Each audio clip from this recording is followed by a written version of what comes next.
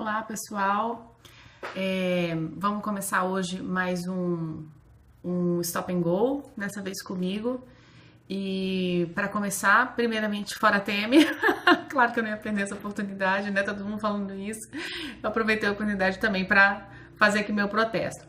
Bom, hoje, como a gente não teve nenhuma perguntinha, eu selecionei alguns assuntos para a gente falar aqui.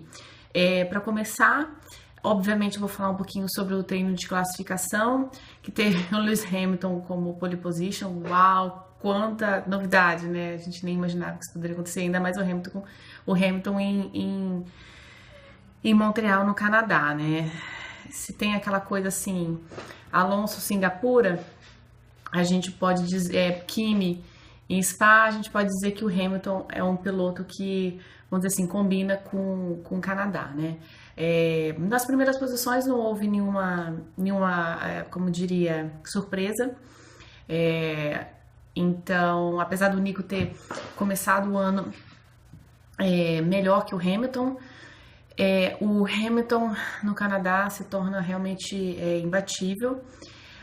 Claro que o destaque de hoje vai para o Alonso, assim, destaque assim, né? Porque eu acho engraçado como as pessoas, elas realmente ficam surpresas com a capacidade do Alonso de se superar.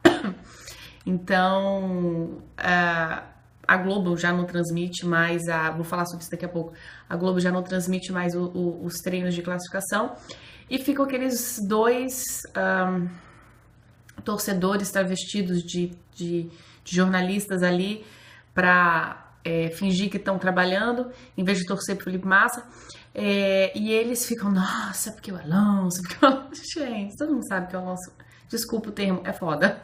Então ele é sensacional, e por mais que os haters não gostem, mas Alonso é Alonso e ponto final. Então assim, os haters vão ter uns momentos aí de raivinha, porque tem que admitir que, como eu coloquei no blog, que o Alonso é Alonso mesmo, né? Então ele consegue tirar geralmente da onde um piloto comum ou um piloto qualquer não conseguiria tirar, né? Eu fico triste pelo Jenson, mas tudo uma questão de tempo. Eu acho que as coisas vão evoluir um pouquinho mais. Expectativa para a corrida, eu acho que o Canadá é uma corrida difícil, que exige muito, assim, e eu não sei se a gente vai ter um resultado tão bom. Eu vi a entrevista do Alonso, né, ele falando que talvez o carro sofra um pouco, principalmente na disputa, né, naquilo que a gente sempre fala, que a McLaren, o problema da McLaren é justamente o carro a carro, né, ultrapassagem, aquilo tudo. Então a gente não tem uma força muito grande no motor, então a expectativa não é das melhores, mas vamos correr atrás dos pontos, e o Alonso já tá a 3 corridas, a 3 GPs no Q3, então a expectativa eu acho que é boa. Depois que eu falei, né, ele logo pontuou, e agora a gente tá com uma certa constância no Q3.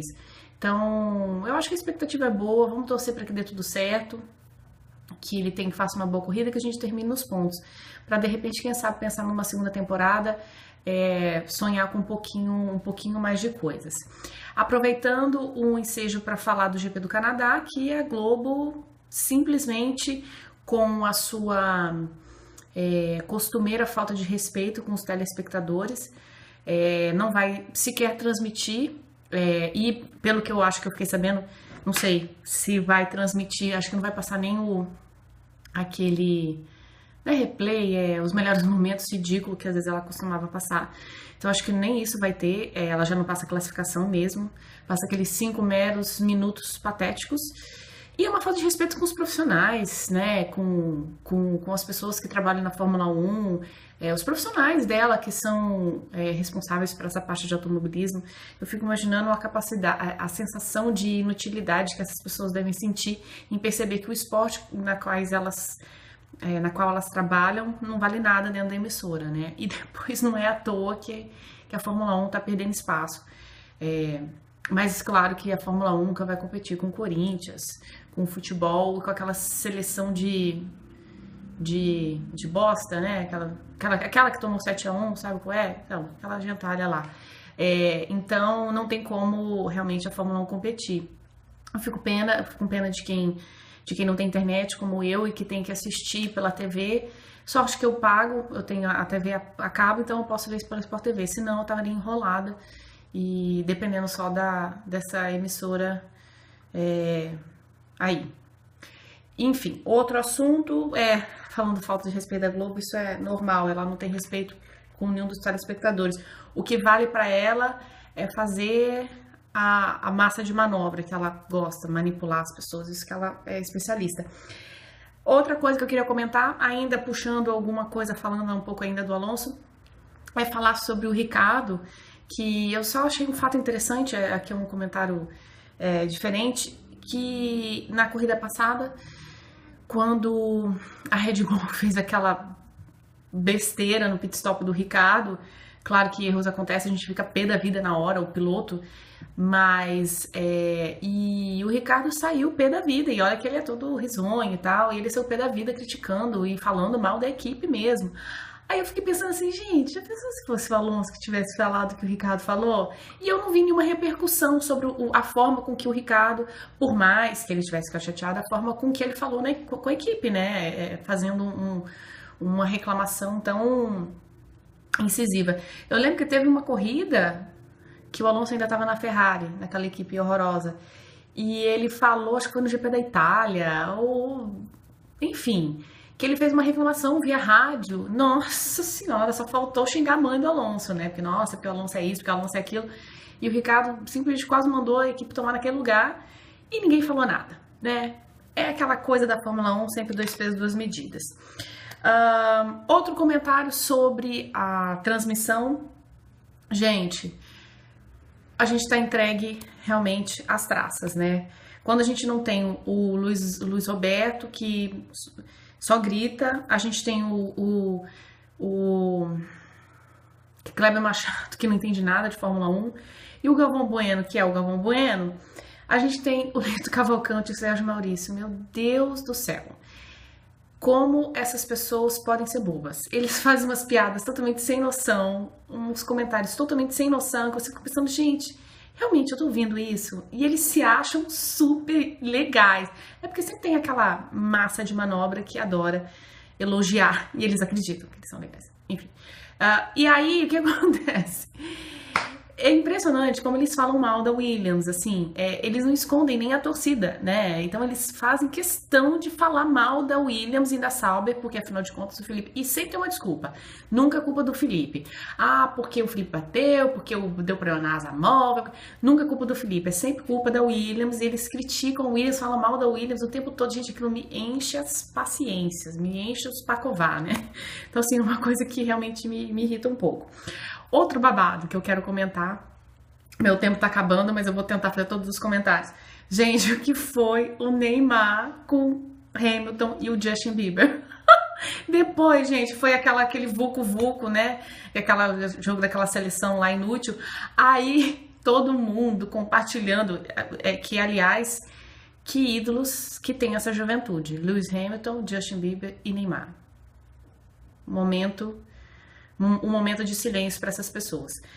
E aí a gente veio descobrir que na verdade foi tudo uma coisa armada. Tá lá no G1, não sou eu que tô falando não, tá? Eu vi no programa da fofoqueira, da Fabíola Hypert, e ela contando que o cara, um agente, o Neymar procurou um agente que faz encontros das celebridades. Então foi tudo armado, gente. Aquilo lá não era, nossa, que pessoas legais. O Neymar tava a fim de conhecer umas pessoas famosas, entrou em contato com o cara e ele fez isso acontecer. Nossa, fazendo parecer como se fosse uma coisa muito natural. Nossa, sou super conhecido nesse meio. E o Hamilton ali, o mais desconhecido dos três.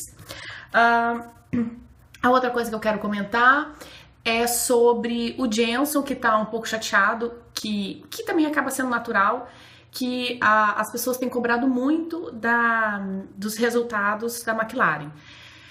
Isso, infelizmente, é normal, né? Quando a gente tem uma equipe campeã, uma equipe grande, com 2 pilotos campeões do mundo e baita pilotos, é normal que essa cobrança venha.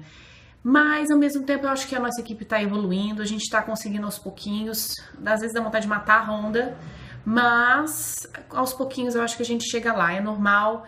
Eu achei bonitinho o Jenson falar que, apesar dessa pressão extra, A equipe tá bem, o clima da equipe é ótimo, isso é ótimo para poder desmistificar essas ideias que as pessoas têm em relação ao Alonso, que o Alonso é isso, que o Alonso é difícil. Inclusive, essa semana saiu uma reportagem dos engenheiros do Alonso que eu postei no blog, falando como o Alonso é impressionante de se trabalhar, como o feedback dele é bom, como ele tem a capacidade de entender e de se adaptar às dificuldades do carro.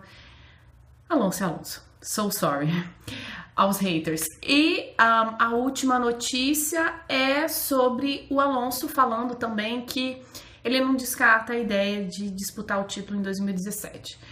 Claro que o Alonso vai sempre falar, tem que ser otimista e a gente tem que acreditar mesmo. Se a gente não acreditar, se ele não acreditar, realmente a gente tem que parar por aqui. E eu não seria tão otimista assim, mas a gente tem que tentar acreditar sempre que o melhor tá por vir, né? Pelo menos a gente saiu da Ferrari, a gente pode sonhar de novo. Ainda que seja um sonho distante, pelo menos longe da Ferrari a gente pode sonhar. Eu acho que é isso, eu fiz uns comentários rapidinhos, espero que a corrida seja boa amanhã, eu tô com uma expectativa legal, dizem que vai chover, não sei a hora que você vai estar assistindo esse vídeo, mas tomara que quando a corrida acabar a gente só tenha motivos para comemorar, e eu acho que é isso, a gente se vê na próxima. Sempre que vocês quiserem participar, é só mandar pergunta pra gente, mandar no e-mail, no blog. Quero agradecer a audiência de vocês e a gente se vê na próxima. Não sei quando a gente vai se ver, mas agradeço a companhia de vocês. E é isso, a gente se vê na próxima. Tchau!